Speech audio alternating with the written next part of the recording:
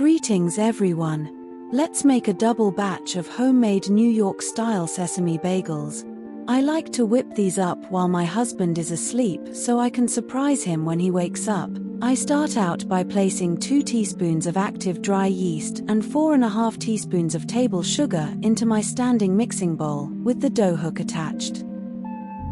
In a separate medium-sized mixing bowl, I then measure out 3½ cups of bread flour and whisk it with 1 teaspoon of salt.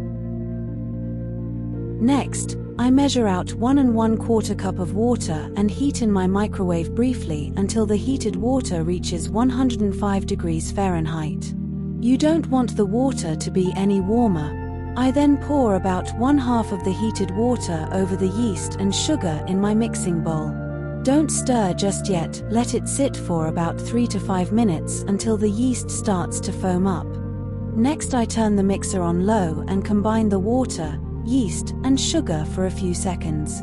I then pour in about 1/2 of the salted bread flour and have my mixer blend for about a half minute. I then pour in the remainder of the heated water and the remainder of the salted flour.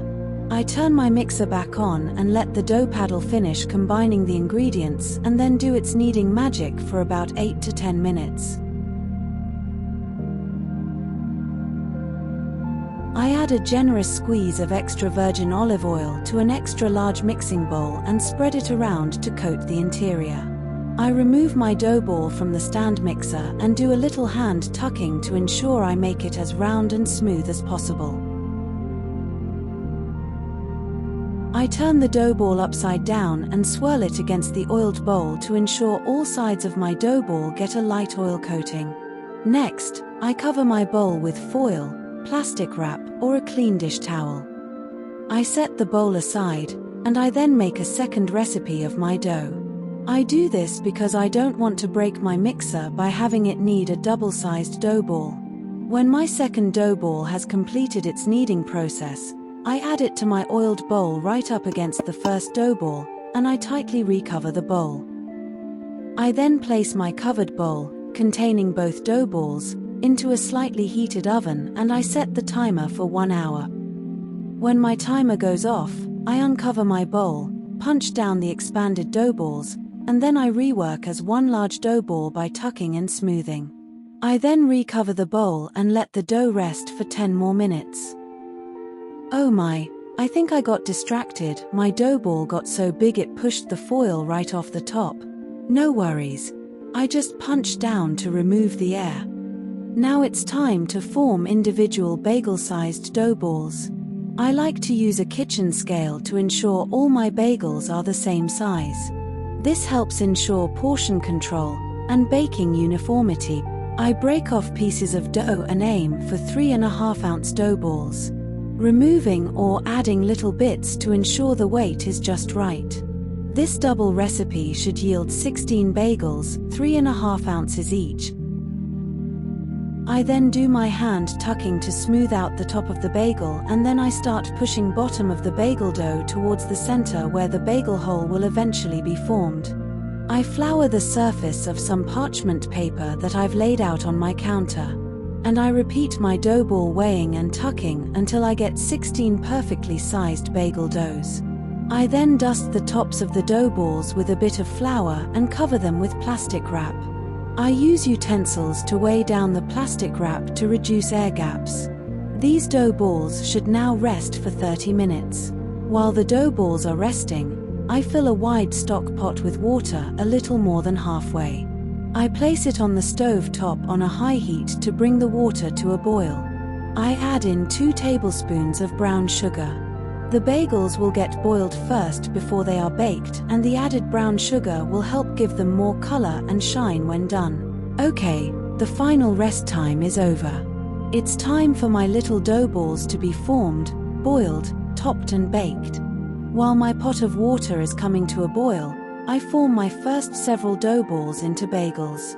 Watch how I use my thumbs to poke a hole in the top center of my dough, while using my other fingers to smooth the dough on the back side of the bagel, while turning the bagel for evenness and stretching out the center hole. Let's slow it down and do another one. Center poke. Smooth the bottom while turning the bagel, and gently stretching.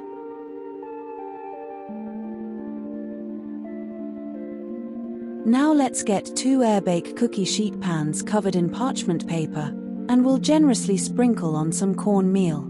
I had white cornmeal on hand, but I recommend you use yellow cornmeal.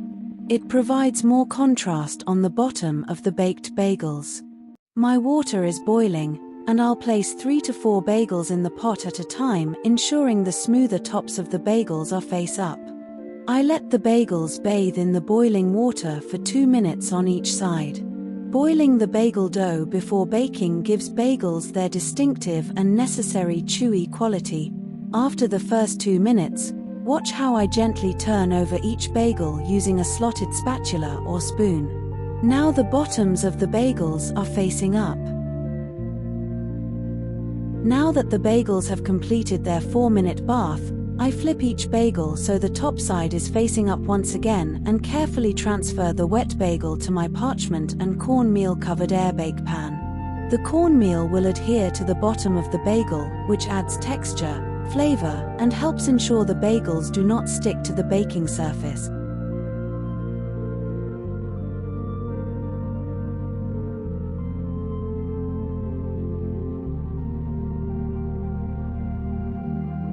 Next, I form another batch of bagels, place them, top side up, into the boiling water and set the timer for 2 minutes.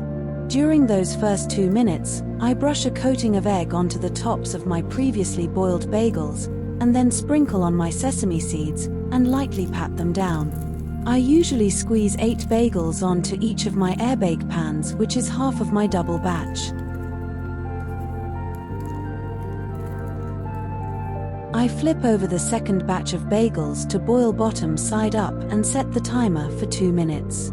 I then ensure my oven baking rack is in the middle of my oven, and I set the oven to preheat at 425 degrees Fahrenheit. When the oven reaches 425 degrees, I place my first pan of bagels into the oven and let them bake for an initial 15 minutes. At the 15-minute mark, I watch them carefully until I see they've turned golden brown on top and are ready to come out. I use tongs to carefully remove the baked bagels from the hot air-bake pan to a cooling rack on my counter. Oh my, they look and smell absolutely scrumptious. This is my first batch of bagels. I repeat the process of shaping, boiling, topping, and baking to get the remaining bagels baked. Wow! My husband will have a huge smile on his face when he wakes up and sees these. He says these are the best bagels he has ever eaten. I have to agree, and I grew up eating the best bagels from New York, so I feel a great amount of pride having perfected this recipe over the years. I made myself a delicious breakfast sandwich to reward my hard work. Absolutely delicious. Once all the bagels have cooled completely, I wrap them individually in plastic wrap and place them in gallon-size freezer bags. We treat ourselves to a bagel breakfast on weekends, taking out a couple of bagels to defrost on the counter while we have our first cup of coffee. I hope you'll try this recipe. Enjoy!